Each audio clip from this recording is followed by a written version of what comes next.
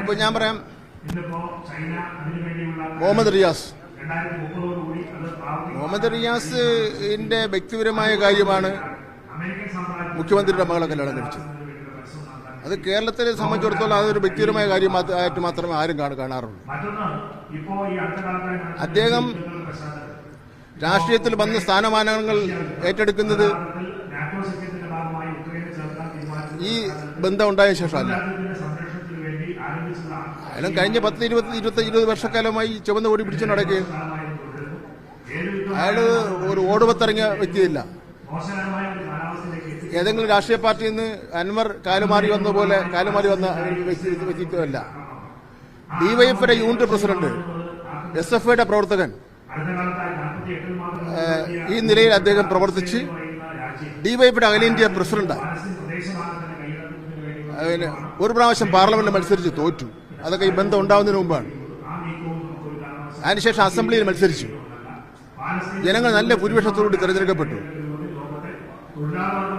അദ്ദേഹം മന്ത്രിസഭയിൽ അംഗമായി. അതെല്ലാം സാധാരണ നടക്കുന്ന ഒരു നടപടി മാത്രമേ ഉള്ളൂ. അദ്ദേഹത്തിനെതിരായിട്ട് അയാൾ മോശപ്പെട്ട മന്ത്രി എന്നുള്ള അഭിപ്രായം ഉണ്ടോ? യോഗ്യതയില്ലാത്ത സ്ഥാനങ്ങൾ വന്നു എന്നുള്ള അഭിപ്രായം ഉണ്ടോ? രാഷ്ട്രീയ പാരമ്പര്യമില്ലാത്ത വ്യക്തിത്വത്തിന്റെ ഉടമയാണെന്ന് പറയാൻ വേണ്ടി പറ്റുമോ? ഈ പിണറായി വിജയന്റെ മകളുമായി ഉണ്ടായ ബന്ധത്തിന്റെ ശേഷമാണോ മുഹമ്മദ് റിയാസ് രാഷ്ട്രീയ പ്രവർത്തനത്തിൽ വന്നിട്ടുള്ളത്? അതുകൊണ്ട് മുഹമ്മദ് റിയാസിനെ വളഞ്ഞിട്ട് ആക്രമിക്കാണെന്ന് ശ്രമിക്കേണ്ട കാര്യമില്ല. മുഹമ്മദ് റിയാസിന് പാർട്ടിയും മതേതര വിശ്വാസികളുടെയും പൂർണ്ണ പിന്തുണ മുഹമ്മദ് റിയാസിനുണ്ടെന്നുള്ള കാര്യം മനസ്സിലാക്കണം. പിന്നെ ഇതൊന്നും കേട്ടുകൊണ്ട് CPM ഭയപ്പെടുന്ന പ്രശ്നമേ ഇല്ല. ഞാൻ നേരത്തെ പറഞ്ഞതുപോലെ 1964 ശേഷം താത്വികമായിട്ടുള്ള പ്രശ്നത്തിന്റെ അടിസ്ഥാനത്തിലും സംഘടനാപരമായ കാര്യങ്ങളിലും ഗവൺമെന്റ് എടുത്തിട്ടുള്ള നിലപാടിന്റെ അടിസ്ഥാനത്തിൽ നിരവധി പ്രതിസന്ധികളെ അതിജീവിച്ചാണ് CPM ഇന്നിപ്പോൾ ഇരിക്കുന്നത്. ഇത് പ്രശ്നം എന്താ? വരാൻ പോകുന്ന തെരഞ്ഞെടുപ്പാണ് പ്രശ്നം. മാധ്യമങ്ങളെല്ലാം ഒറ്റക്കെട്ടായി നിൽക്കുകയാണല്ലോ. രണ്ടാം ഗവൺമെന്റ് വന്നു, മൂന്നാം ഗവൺമെന്റ് വരുന്നതിന് വേണ്ടിയുള്ള സാഹചര്യമുണ്ട്. രണ്ടാം ഗവൺമെന്റിന്റെ തെരഞ്ഞെടുപ്പ് നടന്നതിന് തൊട്ട് മുമ്പ് തന്നെ ഇതിനേക്കാൾ വലിയ ആക്ഷേപങ്ങളും ആരോപണങ്ങളും മാധ്യമങ്ങൾ കൊണ്ടുപോകും.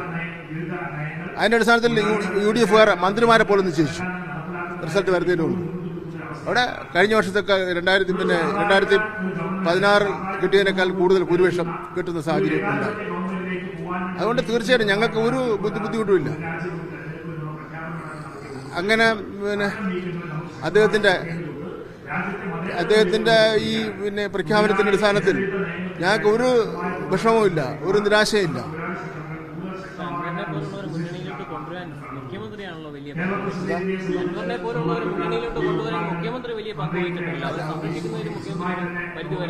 നിങ്ങൾക്ക് എന്തെങ്കിലും രേഖ ഉണ്ടോ സംരക്ഷിക്കുന്നത് പറയാൻ വേണ്ടി? ഞാൻ മാധ്യമ പ്രവർത്തകരായതുകൊണ്ട് ചോദിക്കണം, നിങ്ങൾക്ക് എന്തെങ്കിലും രേഖയുണ്ടോ അദ്ദേഹത്തിനെ ബഹുമാനപ്പെട്ട മുഖ്യമന്ത്രി സംരക്ഷിച്ചു എന്നെ സംബന്ധിച്ചിടത്തോളം? ഏത് രാഷ്ട്രീയ പാർട്ടിയിൽ നിന്ന് ആ രാഷ്ട്രീയ പാർട്ടിയുടെ ബന്ധം ഉപേക്ഷിച്ച് ഞങ്ങളുടെ പാർട്ടിയുടെ നയങ്ങളും പരിപാടിക്കും അനുസരിച്ച് പ്രവർത്തിക്കാൻ വേണ്ടി തയ്യാറായി വരുന്ന ആരെയും പാർട്ടി എടുക്കും. ഇപ്പോ അൻവർ ആ നയം, പാർട്ടിയുടെ നിലപാടും പാർട്ടിയുടെ നയവും ഉപേക്ഷിക്കപ്പെട്ടിട്ട്